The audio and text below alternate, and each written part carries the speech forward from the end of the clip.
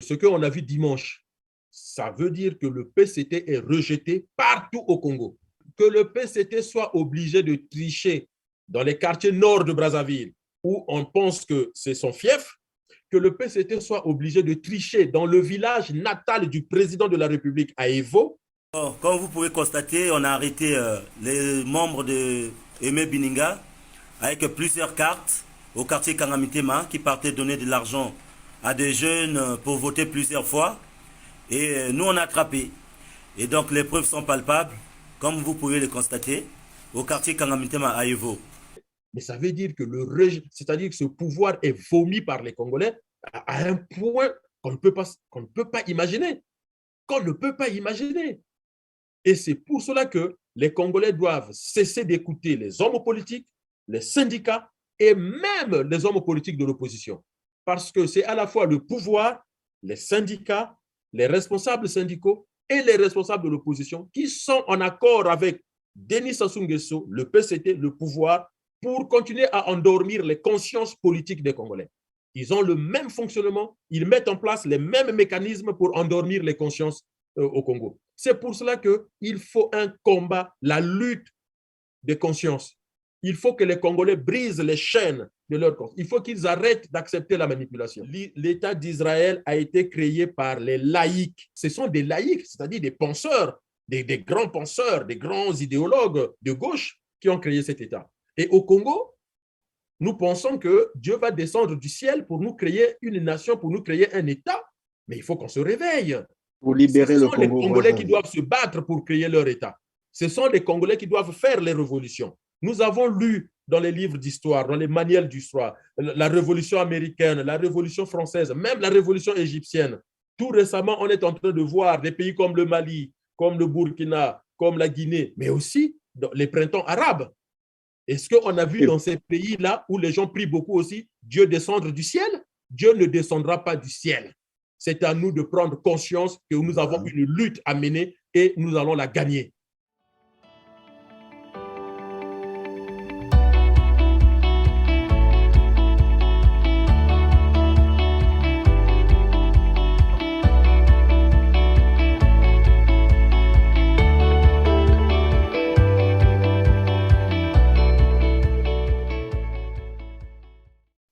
Très heureux de vous savoir encore nombreux à suivre votre émission Droit de savoir. Mesdames, Mesdemoiselles et Messieurs, merci d'avoir encore choisi TLR TV et bienvenue dans ce tout autre numéro qui portera essentiellement sur le déroulement du premier tour des élections législatives au Congo-Brazzaville.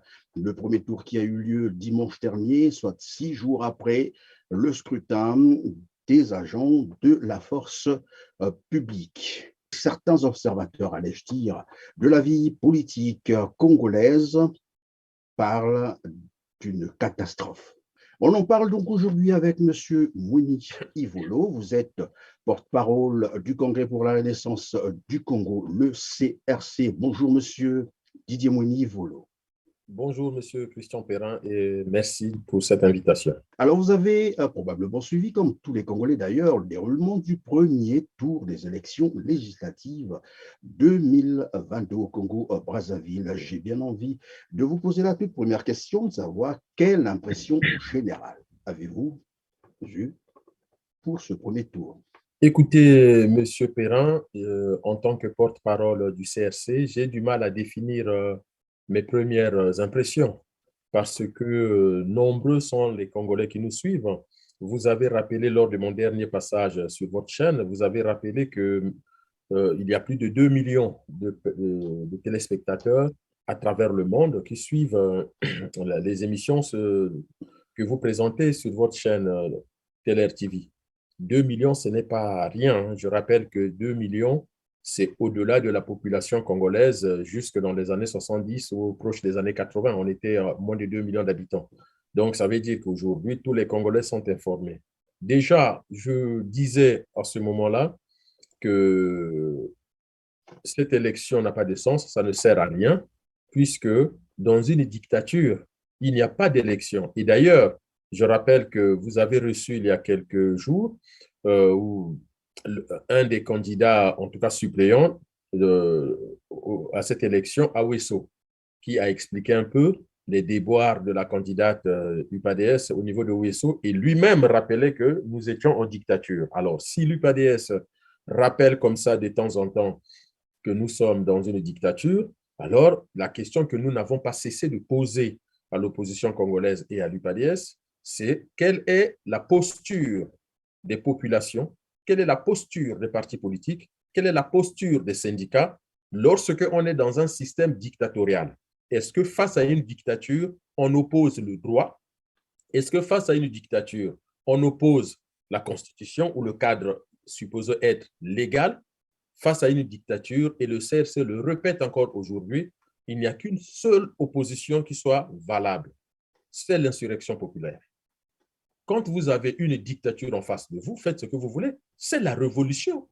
Et nous avons qualifié cette révolution de révolution du fleuve, parce que le fleuve dans notre pays symbolise cette colonne vertébrale. Donc, je ne vois pas quelle impression, en tant que porte-parole du CRC, je peux avoir aujourd'hui, sauf celle de rappeler encore aux masses populaires congolaises, et d'ailleurs, merci aux réseaux sociaux, puisque les réseaux sociaux ont relayé, mais en masse, la pagaille, la désorganisation, la médiocrité quant à cette élection. Mais nous, au CRC, ça ne nous étonne pas. C'est pour cela qu'on n'a pas de sentiment en particulier, puisque nous savions déjà. Et de toute façon, depuis que Denis Sassou Nguesso est revenu au pouvoir, à chaque élection, il y a une concertation, il y a un dialogue, il y a un forum, et à chaque fois, ce sont les mêmes choses. Rappelez-vous, sur votre chaîne, nous avons dit que si le PCT se comporte encore de la même façon, qu'est-ce que les partis politiques d'opposition vont faire et qu'est-ce que les Congolais vont faire? Et là, c'est encore pire. On n'a jamais vu un tel désordre lors d'une élection, peu importe le type d'élection dont on peut parler, et peu importe le pays du monde, nous avons livré à la face du monde une médiocrité sans appel, mais vraiment sans appel. Et puis, ce qui est encore plus étonnant, c'est que même dans des quartiers nord de Brazzaville, supposé être le fief du PCT, on a arrêté les fraudeurs qui sont du PCT, on les a molestés et on les a chassés des bureaux de vote. Et encore plus étonnant encore, à Evo, village natal du président, on a vu les images où les gens ont chassé des bureaux de vote, des fraudeurs, des gens qui venaient avec des valides, des sacs d'argent, bien connus au Congo sous le nom de Ngiri, et avec des fausses cartes d'électeurs ou encore des cartes d'électeurs qu'on a données en masse. On a vu les photos, les vidéos des gens qui ont 3, 4, 5 pièces d'identité. Donc, on n'a jamais vu une telle pagaille. Même l'anarchie, le concept d'anarchie ne suffirait pas pour décrire ce qu'on a vu lors de cette élection. Est-ce que cela ne veut pas simplement dire que les Congolais ont vu ce qui existe depuis fort longtemps et parce qu'avant, on coupait Internet et cette fois-ci, comme on a laissé Internet, évidemment, ça ressort au public maintenant. C'est vrai que les années écoulées, le pouvoir avait l'habitude de couper Internet et nombreux sont des observateurs qui se sont posé la question, mais pourquoi cette fois-ci on n'a pas coupé Internet? Alors, moi je pense que parce que aussi les technologies ont beaucoup évolué. Rappelez-vous que lors des manifestations au Congo, le CRC n'a pas cessé de donner des consignes de contournement du genre lorsque on est à Pointe-Noire, on peut utiliser les réseaux cabinets, on peut utiliser les réseaux gabonais, lorsqu'on est dans le Niari, dans la Lekumu et même dans la cuvette ouest. À Brazzaville, on peut avoir, à Brazzaville, beaucoup de gens ont des puces de Kinshasa. Donc cela a dû décourager. Mais cela a découragé le pouvoir. C'est pour montrer que le peuple a la solution. Le peuple a la solution. Et ce qui manque aujourd'hui, c'est la prise de conscience de la solution finale, qui serait le soulèvement contre ce pouvoir qui, même de la manière la plus simple, qui fait honte aux Congolais. Parce que quand on voit ça à travers le monde, les réseaux sociaux, il n'y a pas que des Congolais, c'est le monde entier. Le monde entier voit ça, mais on n'est plus crédible du tout, du tout. Après, pourquoi aussi on n'a pas coupé Internet, si je peux me permettre, M. Perrin? Rappelez-vous, le dernier sommet de l'Union africaine à Malabo, Denis Sassou Nguesso a quitté précipitamment le sommet des chefs d'État. Pourquoi?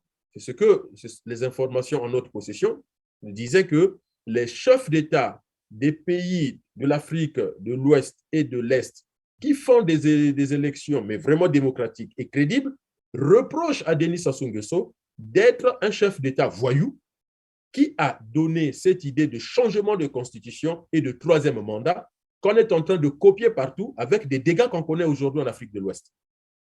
Et donc, ça lui a été, mais vraiment très durement reproché. Et donc, voilà, il a mal pris ça. Et donc, il aurait Alors, monsieur Didier Mouili-Ivolo, de Kélé à Pointe-Noire, en passant bien sûr par Ouessou, Brazzaville, ou Dolisie, apparemment, l'ambiance a été la même. Un signalement, des cas de fraude avérés, des vidéos circulent d'ailleurs, vous l'avez dit tout à l'heure, sur la toile. Les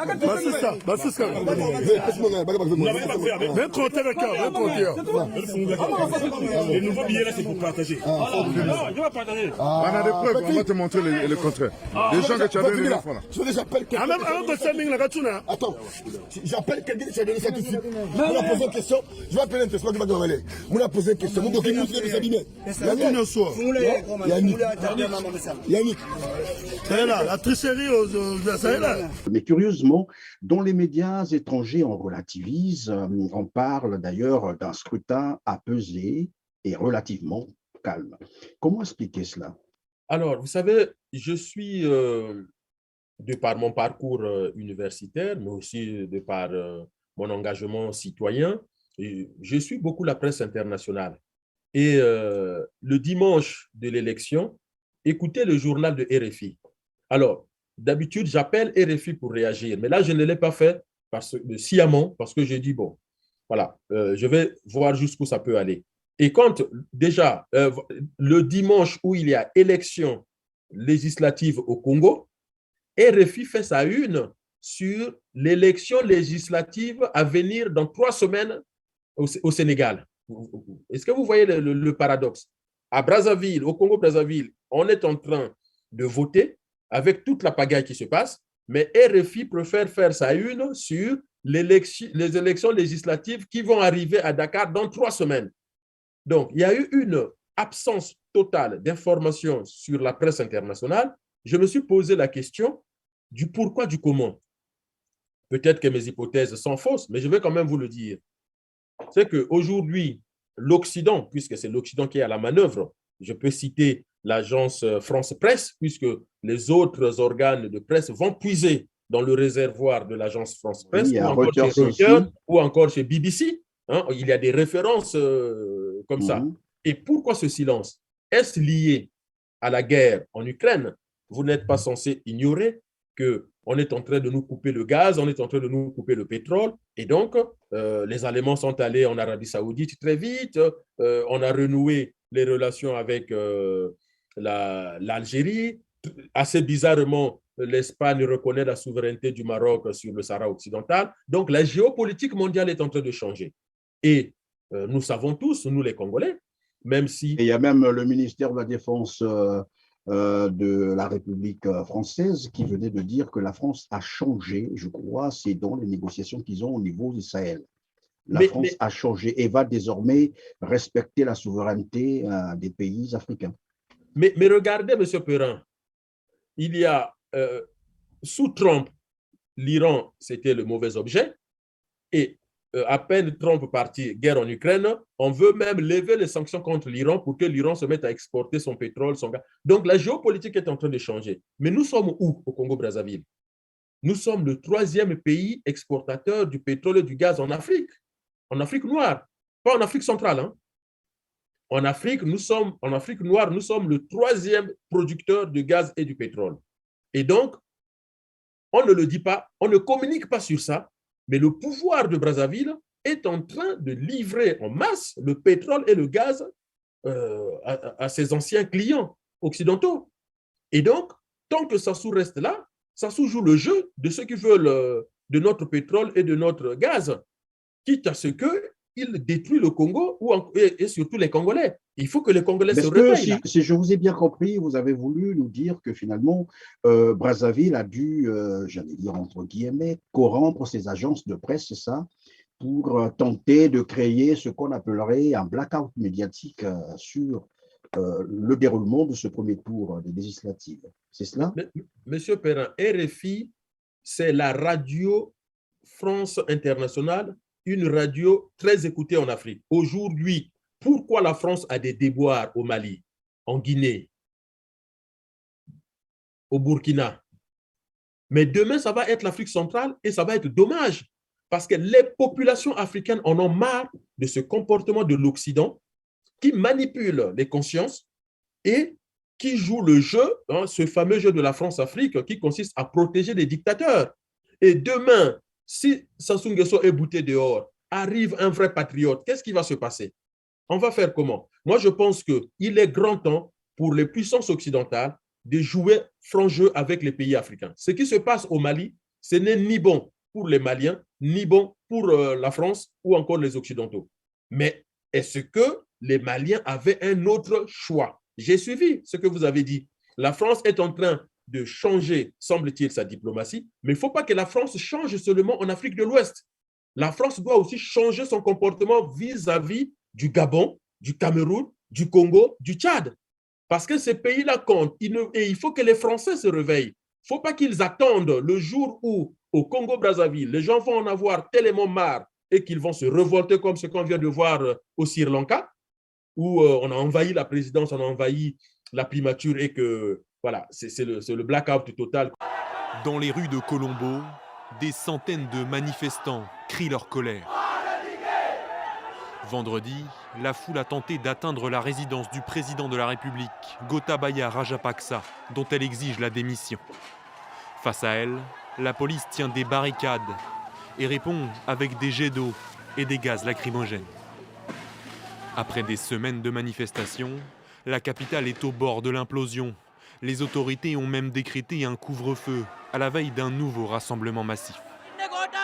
Gotabaya Rajapaksa est un terroriste. Un chef d'État comme lui qui a détruit un pays, détruit l'unité raciale et religieuse, n'existe nulle part ailleurs dans le monde. Ce qui se passe dans les rues, ce sont des actes terroristes. Le Sri Lanka connaît la pire crise économique de son histoire depuis son indépendance en 1948. La nation insulaire souffre de graves pénuries dans les produits de première nécessité et subit une inflation galopante. Le président du Sri Lanka a pris la fuite alors que des manifestants ont fait irruption dans sa résidence, annonce le ministère de la Défense. Les protestataires anti-pouvoir réunis à nouveau ce samedi dans la capitale Colombo réclament avec insistance le départ du président Gotabaya Rajapaksa qu'ils accusent de mauvaise gestion alors que le pays est frappé par des pénuries et une inflation galopante. Donc, on est conscient de ce qui se passe aujourd'hui. Nous sommes conscients que le Congo est un pays riche. Nous avons la richesse. Tout ce que nous demandons, c'est que les Congolais doivent profiter de leur richesse. Vous parlez des élections, mais regardez comment ça s'est passé. Regardez la fête. Le Congo, au CRC, on le répète, le Congo reçoit des milliards et des milliards pour son pétrole. Alors, pour son pétrole, alors, puisque vous parlez évidemment de ces milliards qu'engrange d'ailleurs le Congo-Brazzaville pour son pétrole, il faut rappeler à nos téléspectateurs que le Congo actuellement est en plein boom pétrolier. Donc, c'est des milliers de milliards que le Congo reçoit. Est-ce que ces élections n'ont pas servi évidemment de prétexte aussi ou d'alibi pour détourner cet argent? Parce qu'on ne comprend rien du tout. Depuis là, on ne parle plus du pétrole, du prix de baril de pétrole, depuis qu'il est passé à plus de $100 le baril. Et j'ai rappelé tout à l'heure que le Congo est en train de vivre un nouveau boom pétrolier. Il y a beaucoup d'argent, mais la situation sociale sur place au Congo demeure précaire. Et là, on vient d'organiser, ou on est en train d'organiser, puisque le premier tour a déjà eu lieu, le second tour arrive, on est en train de brûler aussi des centaines de milliards dans un système où on est conscient que les élections n'ont aucun intérêt. Est-ce que ce n'est pas là non plus une stratégie de vol, permettez que j'utilise ce terme, ou du détournement de tout cet argent engrangé? On ne peut pas le dire autrement. Regardez le fils du président, Christelle Denis Sassou Nguesso, candidat unique à Oyo. Je ne sais pas Oyo compte combien d'habitants. Et regardez comment il a organisé sa campagne législative. Il a affrété 2 jets privés pour aller chercher un musicien de la RDC pour venir chanter à Oyo. Lorsqu'on est candidat unique, même s'il ne vote que lui, sa famille, sa femme, ses enfants, ses femmes et ses enfants, il est de toute façon, le suffrage exprimé sera largement en sa faveur, puisqu'il n'y a qu'un bulletin de vote. Il n'y a qu'un bulletin de vote. Donc, rien ne justifie cette façon de faire campagne, sauf à voler l'argent public. Et il n'y a pas que lui. regardez, il y a eu combien de candidats uniques dans leur circonscription du côté du PCT, et il y a une inadéquation entre le fait d'être un seul candidat et toutes les sommes d'argent dépensées pour la campagne. C'est l'argent du pétrole, c'est l'argent des Congolais, c'est la richesse des Congolais. Et j'étais assez choqué de voir tous ces billets qui circulaient autour des bureaux de vote. C'est-à-dire que la corruption en plein jour au vu et au su de tout le monde. Voilà le système congolais. À peine sortis du bureau de vote, les gens sont récompensés parce qu'ils ont voté pour tel ou tel candidat, peu importe qu'il s'agisse de l'opposition ou du pouvoir, mais surtout beaucoup plus du pouvoir. C'est ça le modèle congolais que Sassou est en train de bâtir. Est-ce que cette campagne, comme vous l'avez dit tout à l'heure, à l'américaine, menée par voilà, le fils de Denis Sassou Nguesso, c'est aussi probablement une manière d'envoyer le message à leurs soutiens extérieurs pour dire que finalement, il y a eu élection, puisque après, on ne comprend pas exactement ce qui s'est passé en dessous. Là, c'est un candidat unique, vous l'avez dit, vous l'avez rappelé tout à l'heure, mais qui bat campagne comme s'il était en duel avec un autre candidat. Et à quoi cela a dû servir, si ce n'est évidemment de dire à leur soutien extérieur que finalement, il y a eu quand même élection. Il y a peut-être de ça, dire à leur soutien extérieur, dire à l'opinion internationale, mais je pense qu'il appartient à l'agence France Presse, à Reuters, à la BBC, à la presse internationale, mais je parlerai aussi de la presse nationale parce que dès le lendemain, la presse nationale titre quand même une élection sans gros problème, sans que l'élection de la presse nationale. Oui, voilà. Même la presse nationale ne fait pas état de tout ce qui s'est passé. Bon. Pourtant, sur les réseaux sociaux, on a bien des vidéos, on a des audios, tout est là. Au-delà des réseaux sociaux, M. Perrin, les ambassades ont bien relayé la réalité. Mais moi, je pense à un système de corruption directe ou indirecte, à eux de le dire. La corruption, ce n'est pas forcément que Denis Sassou Nguesso ou son système va corrompre tel organe de presse ou pas, mais c'est juste que corruption dans le sens, on ferme les yeux. On ferme les yeux parce qu'on va avoir besoin de leur pétrole. Mais puisque pour le moment, les populations congolaises ne renvoient pas à l'Occident l'idée d'un peuple mûr sur le plan politique, d'un peuple qui a pris conscience de sa réalité et qui va se révolter, évidemment, ces pratiques vont continuer, puisque pour le moment, pour l'Occident, celui qui garantit l'accès aux matières premières, aux ressources naturelles du Congo, s'appelle Denis Sassou Nguesso. Et donc, il faut que les Congolais prennent vraiment conscience, c'est votre argent, c'est notre argent. Maintenant que nous, on ne peut pas en jouir, il faut donc mettre fin à ce système par la révolution du fleuve et reconstruire, bâtir un nouveau système qui sera plus égalitaire, un système dans lequel nous allons redistribuer la richesse du Congo. Sur votre chaîne, j'ai déjà eu à donner des exemples des mécanismes par lesquels on peut redistribuer la richesse aux populations. Il s'agit de mettre en place d'un côté des politiques publiques incitatives de création d'emplois, de l'autre des politiques sociales de protection de familles, de protection des minorités et des plus fragilisés. Mais ce système, nous pouvons le mettre en place que lorsque il y aura cette révolution, parce que là, ce que nous avons vu ce dimanche, non, il n'y a pas de mots pour le qualifier. Je vous dis même, le concept d'anarchie n'est pas suffisant pour qualifier ce qui s'est passé le dimanche. Alors, revenons donc sur ces élections, donc le premier tour. Il y a eu pratiquement 2000 candidats pour 151 places. Parce que l'Assemblée nationale congolaise, c'est 151 places, 151 députés. Mais curieusement, il y a eu une trentaine circonscriptions, vous l'avez dit d'ailleurs tout à l'heure, où les candidats étaient seuls. Comment faire établir ce rapport avec un si grand nombre de candidats, 2000, et qu'on retrouve ailleurs près d'une trentaine de circonscriptions où les candidats étaient seuls? Il y a plusieurs choses qu'on peut relever dans votre question. Il faut déjà savoir que, si je ne me trompe pas, le PCT a donné 30 millions de francs CFA par candidat pour faire campagne. Dans un pays pauvre, quand vous multipliez 30 millions multiplié par le nombre de candidats PCT, vous imaginez quand même la somme que ça dégage, alors que nous sommes pauvres. Si vous prenez un parti de l'opposition comme l'UPADS, le minimum qu'on peut dire, c'est que pour être candidat, il faut 1 500 000 francs CFA. Or, l'UPADS a présenté plus d'une centaine de candidats. Donc, si Oui. l'UPADS positionne un candidat dans chaque circonscription, ne serait-ce que dans une centaine de circonscriptions, vous arrivez à 150 millions. Voilà, ça fait déjà, oui, tout à fait, oui. Or, Ça, le même parti politique vous dit, je n'ai pas l'argent pour organiser mon congrès et renouveler la direction de mon parti. Mais on a trouvé 150 millions pour financer les différents candidats de l'UPADS. L'argent vient d'où donc? Vous voyez, donc, il y a un système de corruption politique que je ne cesse de dénoncer au Congo, et je reviens encore à la solution qui est l'unique aujourd'hui, c'est mais vraiment de mettre fin à ce système. Parce qu'il n'y a pas de lendemain, et on sait très bien que ces élections étaient pipées d'avance. On a vu les manipulations, on a vu les jeux que peuvent se passer. D'un côté, vous avez des circonscriptions avec un seul candidat, mais à l'UPADS aussi, les responsables de l'UPADS, certains ont été seuls, sans opposants, dans leur circonscription. Comment se fait-il que le PCT n'a pas présenté de candidats dans certaines circonscriptions où étaient les responsables de l'UPADS? Donc, tout ça, ce sont les Congolais qui vont payer la facture.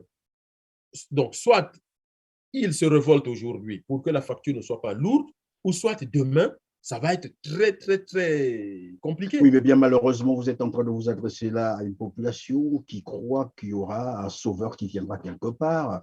Dieu pourvoira, et c'est ce que l'on entend tous les jours. Monsieur Perrin, je vais vous dire une chose qui parlera à tous les Congolais. Et je pense l'avoir déjà dit sur votre chaîne. Nous avons un État qu'on appelle l'Israël. Le peuple élu, le peuple de Dieu. Relisez la Bible. Et je ne crois même pas que dans la Torah, vous aurez la réponse. Relisez la Bible. Le peuple d'Israël a attendu ce Messie, ce libérateur, qui viendra le sauver et qui lui donnera une nation appelée la terre promise. Il y a un qui s'est collé à la tâche. On a connu dans la Bible sous le nom de Moïse. Moïse s'est collé à la tâche. Il a sorti le peuple d'Israël de l'Égypte, de l'esclavage en Égypte, mais arrivé dans le désert, il s'est rendu compte que la tâche était tellement compliquée qu'il les a abandonnés là, il s'est cassé et il est parti sur le mont Sinaï, il n'est jamais redescendu. Mais le paradoxe, c'est que beaucoup des gens l'ignorent, et les Congolais l'ignorent certainement. L'État d'Israël aujourd'hui n'a pas été créé par les religieux avec la Bible en main ou la Torah à la main. L'État d'Israël d'aujourd'hui, créé par des grands noms comme les Golda Meir, étaient des laïcs de gauche, pas les religieux, pas des militaires. Et c'est ça que les gens doivent comprendre. Un État, une nation est d'abord une pensée. Un État est une pensée à la base. Une nation est une pensée à la base. Qu'est-ce que nous voulons construire? Et je vous le dis, je vous le répète, vous pouvez investiguer, regarder dans les documents, regardez les documents historiques, M. Perrin. L'État d'Israël a été créé par les laïcs juifs de gauche et non pas par les religieux fondamentalistes. Parce que l'État d'Israël d'aujourd'hui nous donne peut-être l'impression d'être d'un côté un État religieux de, comment on appelle, le judaïsme, et un État militaire fort. Mais à la base, ce n'est ni l'armée, ni les religieux qui ont créé cet État. Ce sont des laïcs, c'est-à-dire des penseurs, des grands penseurs, des grands idéologues de gauche qui ont créé cet État. Et au Congo, nous pensons que Dieu va descendre du ciel pour nous créer une nation, pour nous créer un État, mais il faut qu'on se réveille. Pour libérer le Congo. Ce sont les Congolais qui doivent se battre pour créer leur État. Ce sont les Congolais qui doivent faire les révolutions. Nous avons lu dans les livres d'histoire, dans les manuels d'histoire, la Révolution américaine, la Révolution française, même la Révolution égyptienne. Tout récemment, on est en train de voir des pays comme le Mali, comme le Burkina, comme la Guinée, mais aussi les printemps arabes. Est-ce qu'on a vu dans ces pays-là où les gens prient beaucoup aussi Dieu descendre du ciel? Dieu ne descendra pas du ciel. C'est à nous de prendre conscience que nous avons une lutte à mener et nous allons la gagner. C'est à nous. Évidemment, on ne libère pas un peuple, mais un peuple se libère soi-même. Alors, il y a un autre aspect qu'on peut évoquer ici, c'est que vous l'avez dit, je crois, rappelé d'entrée de jeu, c'est que dans ses propres fiefs à lui, le Parti congolais du travail a dû tricher, bien entendu, pour que ses candidats soient élus. Est-ce qu'on peut parler là d'une faillite dans le système ou c'est un rejet carrément par la population de ce parti? Alors, le PCT a failli depuis les années 70 et sa prise de pouvoir. Ça, il n'y a aucun doute, le PCT a failli.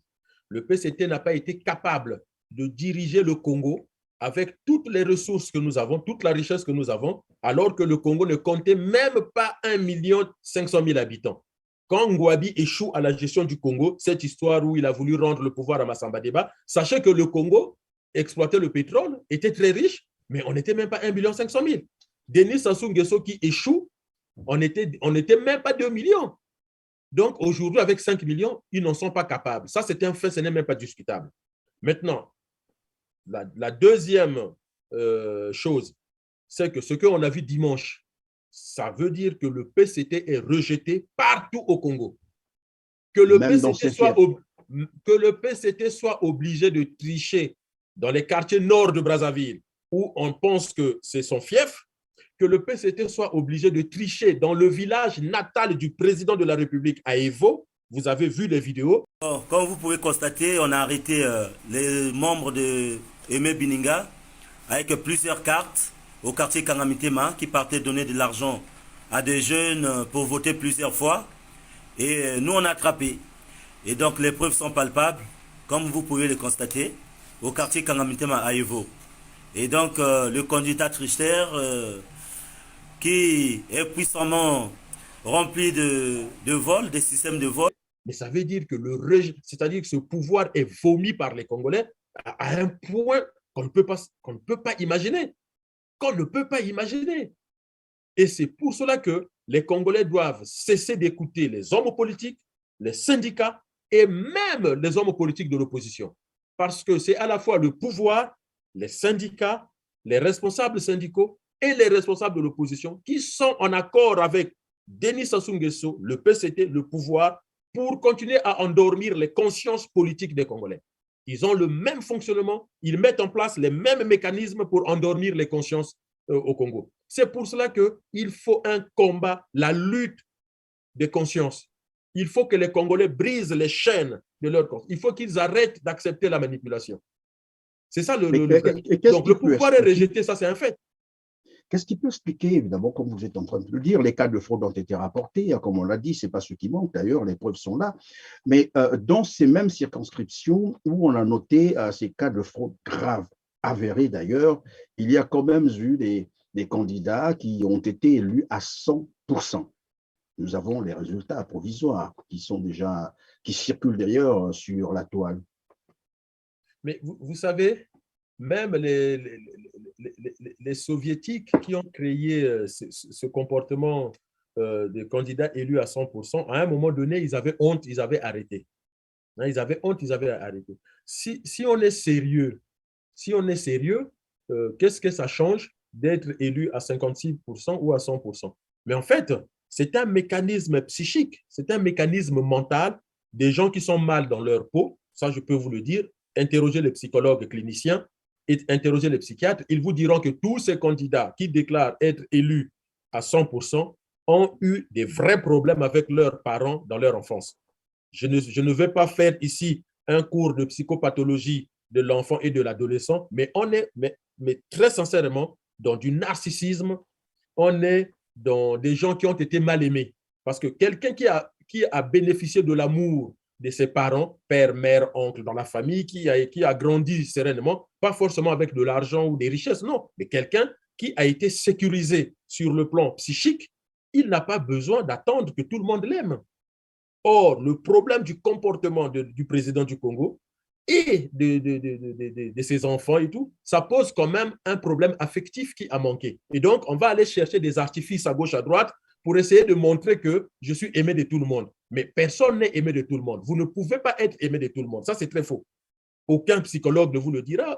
Donc, il n'y a pas de mécanisme psychique capable de vous faire aimer tout le temps, à tout moment. Ça, c'est faux. Donc, quelque part, il y a de la pathologie mentale à vouloir montrer que je suis aimé à 100%. Ça, c'est des mécanismes. On peut dire une façon aussi de narguer la population, comme le disait d'ailleurs Bruno Itoin, qu'ils ne partiront pas. Ils l'ont démontré là aussi pour dire que nous ne partirons pas et on bourrons certainement les urnes. Mais c'est pour cela que les Congolais doivent comprendre que face à un tel système, il n'y a que le peuple qui a la solution. Le peuple peut s'auto-soulever. En Tunisie, il n'y a pas eu de grandes figures. Il n'y a eu personne. Hein?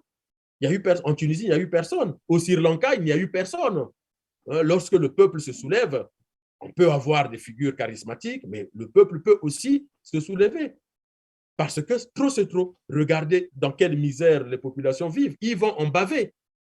Plus le temps passe, plus ils vont en baver. Regardez la façon dont les Congolais vivent dans la misère et comment les Congolais meurent dans la misère.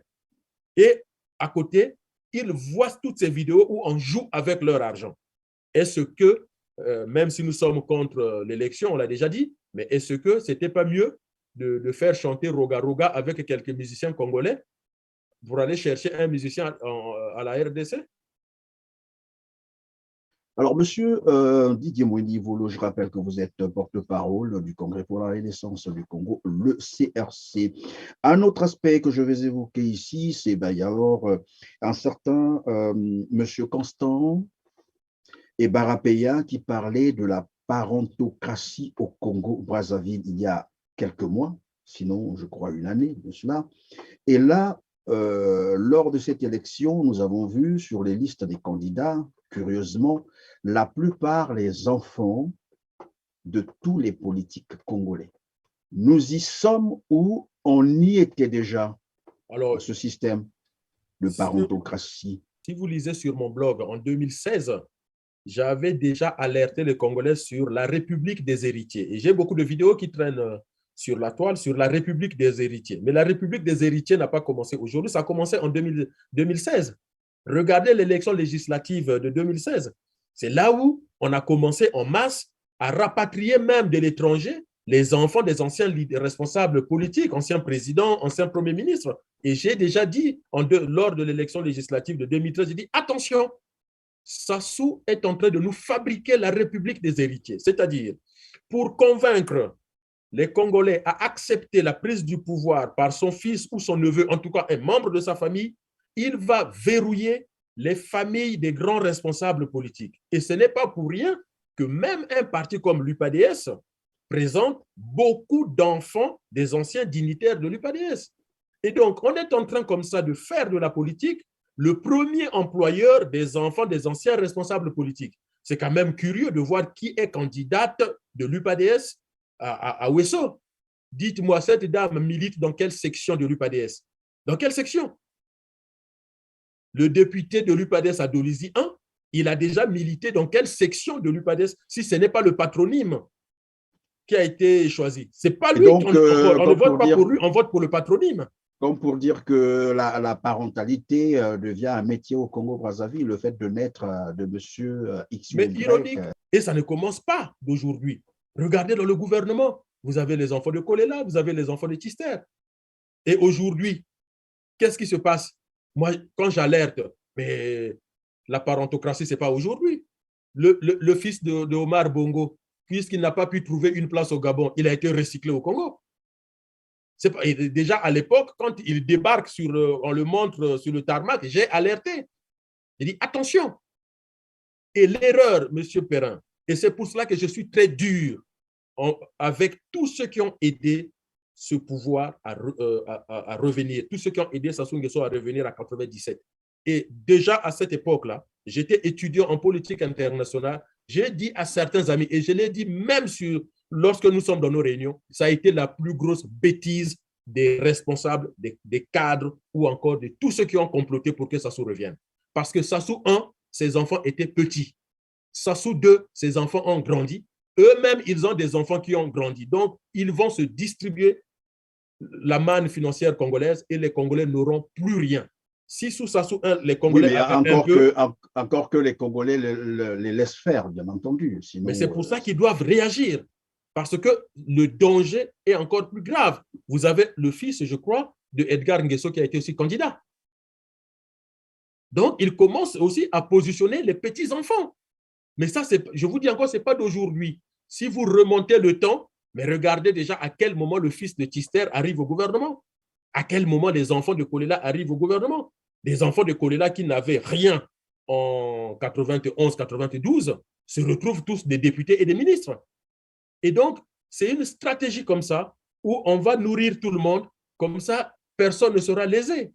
Le patron de l'UPADS, pour faire accepter sa fille, Aweso, était obligé de donner aussi aux enfants des autres. On a vu revenir comme ça les enfants Tamba-Tamba, on a vu revenir les Gamassa. C'est une manière, voilà, c'est une stratégie, mais qui trompe peut-être les gens qui découvrent la parentocratie aujourd'hui. Mais moi, depuis 2016, j'ai dénoncé ce comportement. La République des héritiers, allez lire sur mon blog. Nous sommes en 2016 ou 2015 ou 2016. Alors, dans certaines circonscriptions électorales, ça a failli dégénérer. Et jusqu'à, je crois, 48 heures de cela, ou 24 heures, c'est plutôt Mouyondi qu'on a entendu parler, où nous avions appris qu'il y aurait d'ailleurs les soldats, les bruits de bottes, et que cette circonscription avait été encerclée par des hommes en uniforme. On ne sait pas exactement ce qui s'est passé. Est-ce que vous avez une information là-dessus? Alors, je n'ai pas d'informations spécifiques, mais assez rapidement, quand vous regardez la chronologie des faits, vous voyez bien qu'il y a d'abord une déclaration du secrétariat permanent du comité central du PCT pointant le fait que les militants, je ne sais pas, de Mme Mikolo ont été empêchés. Et quand vous regardez par la suite les résultats qui sortent, vous avez une candidate qui est à 49,42% et la candidate du PCT à 22%. Comme ça va valider la fraude au deuxième tour en disant, mais cette fois-ci, on a mis les militaires partout. Donc, les militaires ont permis que tout le monde puisse voter calmement. Finalement, Mounari a été battu. Bon, ça, c'est une technique du PCT, mais qui ne trompe personne. Maintenant, quand vous parlez de bruit de bottes, nous mettons quand même en garde le pouvoir. Hein. Là, le pouvoir joue avec le feu. On ne peut pas comme ça utiliser la force publique pour intimider les gens. La mission de la force publique, c'est de protéger les populations. Je rappelle que la première mission de la force publique, c'est de protéger les populations. Et en utilisant la force publique pour détruire le pool, déjà à l'époque, en 98, il y a eu des événements à Mouyondi qui se sont terminés dans le pool avec tous les dégâts qu'on connaît. Mais on voit bien qu'on met la force publique dans une position inconfortable. Nous avons besoin de nos policiers demain pour sécuriser nos villes, nos villages. Nous avons besoin de nos militaires demain pour sécuriser nos frontières. Aujourd'hui, on veut encore répéter les mêmes histoires, mais tout en sachant que ça risque d'être très dangereux pour tout le Congo, parce que quand on connaît les relations conflictuelles entre le pouvoir de Brazzaville et l'Angola, je ne pense pas que cette fois-ci l'Angola viendra. Et ça risque d'être très compliqué pour les populations congolaises. Donc, nous mettons en garde le pouvoir. Les Congolais ne vont certainement pas se laisser faire parce qu'on a vu toutes les vidéos qui ont circulé. C'est le pouvoir qui triche, c'est le pouvoir qui partage l'argent. Même à Evo, dans le village du président, il est désavoué, même dans son propre village, parce que les gens que son propre système a envoyés pour corrompre ont été chassés. Alors, inutile, en tout cas inutile d'allumer le feu. Madame Mikolo certainement ne pourra pas gagner à Mouyondi. Ce n'est pas grave. Elle n'a pas besoin de la députation. Elle est déjà ministre. Donc, moi, ce qui me préoccupe, c'est la paix. Lorsqu'on parle de paix, lorsqu'on dit qu'on est en paix, eh ben, on n'allume pas les mèches, on ne menace pas les gens, on ne fait pas ce qu'on est en train de faire. Et je demande aux Congolais d'être très, très, très vigilants. Le pays nous appartient, à nous tous. Les richesses du Congo, c'est pour tous les Congolais. Alors, tout ce que nous demandons, c'est de laisser les gens vivre calmement dans leur pays et jouir eux aussi de la richesse de leur pays. Alors, il y a un aspect qui porte plutôt sur l'actualité que nous ne pouvons pas d'ailleurs nous passer. Le gouvernement congolais est en train de vouloir passer l'âge de la retraite pour les cadres, bien entendu, à 70 ans et les non-cadres à 65 ans. Ailleurs, ça devrait commencer par le Parlement et puis discuter aussi au niveau du Sénat. Mais là, je ne sais pas si c'est déjà passé au Sénat ou à l'Assemblée, mais on parle déjà évidemment de porter l'âge de la retraite à 65 ans ou 70 ans. Et lorsqu'on regarde un peu l'espérance de vie au Congo-Brazzaville, je ne pense pas que cela puisse dépasser à 60 ans. Comment expliquer cela? Comment expliquer cela, M. Perrin? Mais vous savez, Sassou Nguesso, c'est le grand maître de la jonglerie. S'il n'était pas militaire et président, il serait un très bon jongleur dans un cirque. Voyez-vous, à chaque fois, il fait des choses pour endormir la population. Puisque tout le monde a été choqué par les résultats du vote du dimanche, vous l'avez dit, ça doit passer par le Parlement. Ça doit être une loi de la République. C'est la loi qui organise les retraites. Mais là, on vous bombarde ça comme ça, le lendemain d'une élection que tout le monde conteste avec les images catastrophiques pour le pouvoir, mais c'est pour faire diversion. Première chose, c'est pour faire diversion, puisqu'on voit bien que ça n'a même pas été réfléchi.